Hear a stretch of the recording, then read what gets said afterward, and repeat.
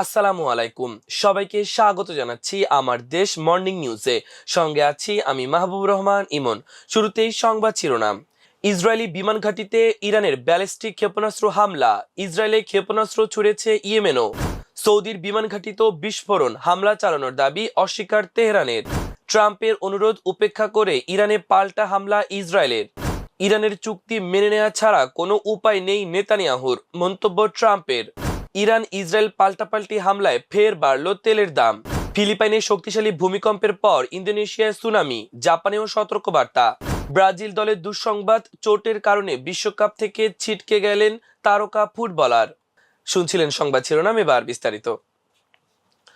মধ্যপ্রাচ্যের চলমান চরম সংঘাত ও তীব্র সামরিক উত্তেজনার মাঝে এবার উত্তর ইসরায়েলের অত্যন্ত গুরুত্বপূর্ণ ও কৌশলগত রামাত ডেভিড বিমান ঘাঁটিতে সরাসরি শক্তিশালী ব্যালিস্টিক ক্ষেপণাস্ত্র নিক্ষেপ করার দাবি করেছে ইরানের Islamic Revolutionary Guard Corps IRGC. ইসরায়েলের অন্যতম প্রধান বন্দর নগরী হাইফা থেকে মাত্র 20 কিলোমিটার দূরে অবস্থিত এই বিমান ঘাঁটি লক্ষ্য করে ইরান স্থানীয় সময় রোববার রাতে এই বিধ্বংসী হামলা চালায়। আইআরজিসি তাদের এক আনুষ্ঠানিক বিশেষ বিবৃতিতে জানায়, দক্ষিণ লেবানন এবং বৈরুতের দক্ষিণ উপশহরগুলোতে সাম্প্রতিক সময়ে দখলদার ইসরায়েলি বিমান বাহিনী যে বর্বর ও উপর্যুপরি বিমান হামলা পরিচালনা করেছিল তার মূল কেন্দ্র বা সামরিক লজিস্টিক হাব ছিল এই রামাত ডেভিড বিমান ঘাঁটি। মূলত সেই ক্ষোভ ও প্রতিশোধ থেকেই এই গুরুত্বপূর্ণ ইসরায়েলি বিমান ঘাঁটিকে ইরানের ক্ষেপণাস্ত্রের প্রধান লক্ষ্যবস্তু করা হয়েছে। একই সঙ্গে কড়া হুঁশিয়ারি দিয়ে শক্তিশালী এই ইরানি বাহিনী জানায়, ভবিষ্যতে যদি ইসরায়েল বা মার্কিন সামরিক জোট এই অঞ্চলে এ ধরনের বেআইনি হামলার ন্যূনতম পুনরাবৃত্তি করার দুঃসাহস দেখায়, তবে ইরানের পরবর্তী সামরিক জবাব হবে আরো বেশি ব্যাপক, বিধ্বংসী ও অল আউট যুদ্ধমুখী। এদিকে ইসরায়েলের দিকে ক্ষেপণাস্ত্র হামলা চালিয়েছে ইয়েমেন। ইসরায়েলি সেনাবাহিনী সেটি শনাক্ত করেছে বলে দাবি করেছে। ইসরায়েলের সামরিক বাহিনী তাৎক্ষণিক এক বিবৃতিতে জানায়, হুমকি মোকাবেলার প্রতিরক্ষা ব্যবস্থা সক্রিয় রয়েছে এবং ক্ষেপণাস্ত্রটি ভূপাতিত করার চেষ্টা চলছে। সৌদি আরবের আল খার্জ বিমান ঘাঁটিতে বিস্ফোরণের তথ্য পাওয়া গেছে। রাজধানী রিয়াদের উপকণ্ঠের আল খার্জে এই ঘাঁটির অবস্থান। সোমবার সকালে সেখানে সম্ভাব্য ক্ষেপণাস্ত্র হামলার ব্যাপারে সতর্কতা দেওয়া হয়। এরপরই শোনা যায় ঘাঁটিতে বিস্ফোরণ হয়েছে। এটি প্রিন্স সুলতান বিমান ঘাঁটি নামে পরিচিত। তবে ইরান জানিয়েছে তারা আজ সৌদিতে কোনো হামলা চালায়নি। সরকারি বার্তা সংস্থা IRIB কে ইরানের এক সামরিক কর্মকর্তা বলেছেন, সৌদি আরব আল খার্জ ঘাঁটিতে ইরান কোনো হামলা চালায়নি। এই রহস্যময় বিস্ফোরণ নিয়ে দেশটির বিমান ঘাঁটির কাছে সম্ভাব্য হামলার আশঙ্কায় ব্যাপক আতঙ্ক তৈরি হয়। আল খার্জ গভর্নরেটের বাসিন্দাদের সম্ভাব্য বড় ধরনের বিপদের সতর্কতা জারি করে দেশটির সিভিল ডিফেন্স। স্থানীয় বাসিন্দাদের অনতিবিলম্বে নিরাপদ আশ্রয়ে যাওয়ার নির্দেশ দেওয়া হলে পুরো এলাকায় আতঙ্ক ছড়িয়ে পড়ে। ওই অঞ্চলের আল খার্জ বিমান ঘাঁটির কাছে বিকট বিস্ফোরণের খবর ছড়ানোর পরপরই এই সতর্কতা আসে। তবে এই আতঙ্ক ছড়ানোর কিছুক্ষণের মধ্যেই আরেকটি বিবৃতিতে সৌদি সিভিল ডিফেন্স জানায়, আল খার্জ অঞ্চলের বিপদ এখন কেটে গেছে। তবে প্রাথমিকভাবে কি ধরনের বিপদ বা হুমকি তৈরি হয়েছিল সে বিষয়ে বিস্তারিত কোনো তথ্য দেয়নি সৌদি প্রশাসন। এদিকে ইরানের হামলার পর মার্কিন প্রেসিডেন্ট ডোনাল্ড ট্রাম্প ইসরায়েলকে পাল্টা হামলা চালাতে নিষেধ করেছিলেন। ইরানের সঙ্গে স্থায়ীভাবে যুদ্ধ বন্ধে তার দেশ অনেকটা এগিয়ে গেছে উল্লেখ করে ট্রাম্প বলেন, আশা করি ইসরায়েল পাল্টা জবাব দেবে না। যদি নেতানিয়াহু পাল্টা আঘাত হানেন তাহলে গত 47 বছর কিংবা গত 3000 বছরের মতো সংঘাত চলতেই থাকবে। তবে ট্রাম্পের অনুরোধ উপেক্ষা করেই ইরানের রাজধানী তেহরান, তাবরিজ, ইস্পাহানে পাল্টা হামলা চালিয়েছে ইসরায়েল। ইরানের রাষ্ট্রীয় সংবাদ সংস্থার বরাতে কাতার ভিত্তিক সংবাদ মাধ্যম আল জাজিরা জানিয়েছে, রাজধানী তেহরানে অন্তত 2টি বিস্ফোরণের শব্দ শোনা গেছে। যদিও তাৎক্ষণিকভাবে এসব হামলায় ক্ষয়ক্ষতির খবর জানা যায়নি। মার্কিন প্রেসিডেন্ট ডোনাল্ড ট্রাম্প বলেছেন, ইরানের সঙ্গে একটি চুক্তি হলে তা মেনে নেওয়া ছাড়া ইসরায়েলের প্রধানমন্ত্রী নেতানিয়াহুর কোনো উপায় নেই।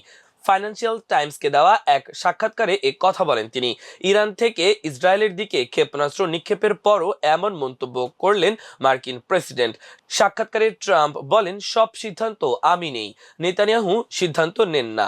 ইরানের হামলা হলেও তেহরানের সঙ্গে একটি সমঝোতা বা চুক্তিতে পৌঁছানোর ইচ্ছা তার বদলায়নি। যুদ্ধবিরতি সত্ত্বেও লেবাননের রাজধানী বৈরুতে ব্যাপক হামলা চালায় ইসরায়েল।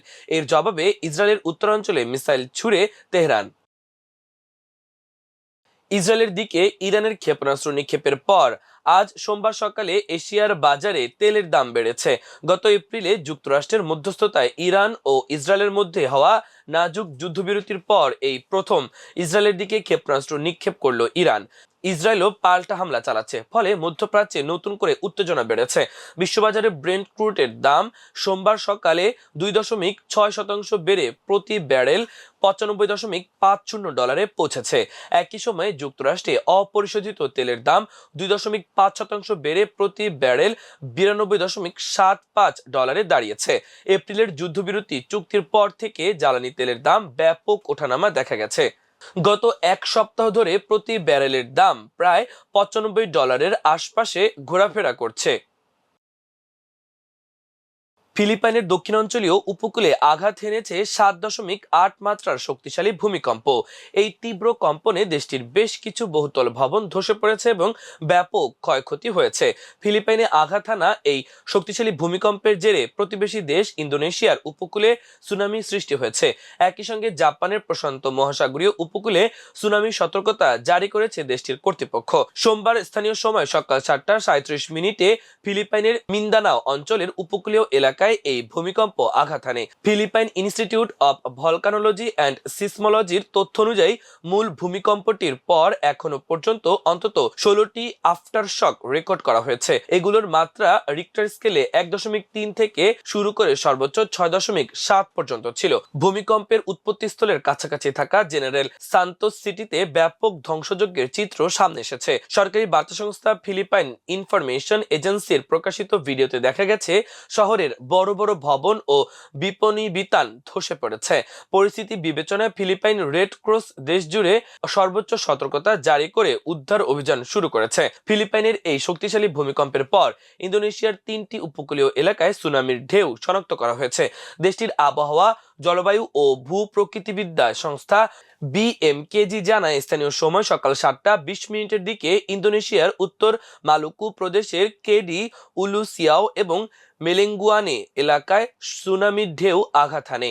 তবে এই ঢেউগুলোর উচ্চতা ছিল জোয়ারের চেয়ে 0.09 মিটার থেকে 0.19 মিটার পর্যন্ত। পরিস্থিতি পর্যবেক্ষণ করছে দেশটির কর্তৃপক্ষ। এদিকে ফিলিপাইনের এই ভূমিকম্পের পর সম্ভাব্য সুনামি নিয়ে সতর্কতা জারি করেছে জাপান সরকার।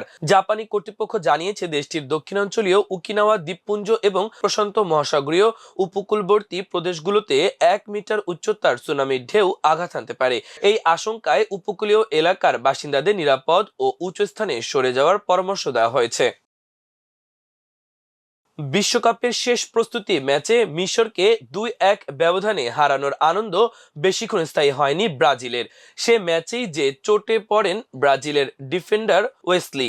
রোববার 7 জুন এক সংবাদ বিজ্ঞপ্তিতে দেশটির ফুটবল কনফেডারেশন CBF জানিয়েছে চোটের কারণে বিশ্বকাপ মিশন শেষ হয়ে গেছে তার। মিশরের বিপক্ষে ম্যাচ শেষে MRI করানো হয় ওয়েসলির। রিপোর্টে দেখা গেছে তার বা উরুর অ্যাডাক্টর পেশিতে চোট রয়েছে। এই চোটের রিপোর্টের পর আনুষ্ঠানিকভাবে ওয়েসলির বদলি হিসেবে মিডফিল্ডার এদারসনের নাম ঘোষণা করেছে CBF। তিনি সোমবার যুক্তরাষ্ট্রের দলের সঙ্গে যোগ দেবেন। চোট পেয়ে মাঠ ছাড়ার সময় তিনি কান্নায় ভেঙে পড়েন এবং ডাগআউটে মাথায় হাত দিয়ে হাঁটু গেড়ে বসে থাকেন। ম্যাচ শেষে স্টেডিয়াম ছাড়ার সময়ও তাকে স্পষ্ট খুঁড়িয়ে হাঁটতে দেখা গেছে। প্রিয় দর্শক, আমাদের আজকের মর্নিং নিউজের আয়োজন এ পর্যন্তই। সবাই ভালো থাকুন, সুস্থ থাকুন, আমাদের দেশের সঙ্গেই থাকুন। এতক্ষণ সঙ্গে থাকার জন্য অসংখ্য ধন্যবাদ। আল্লাহ হাফেজ।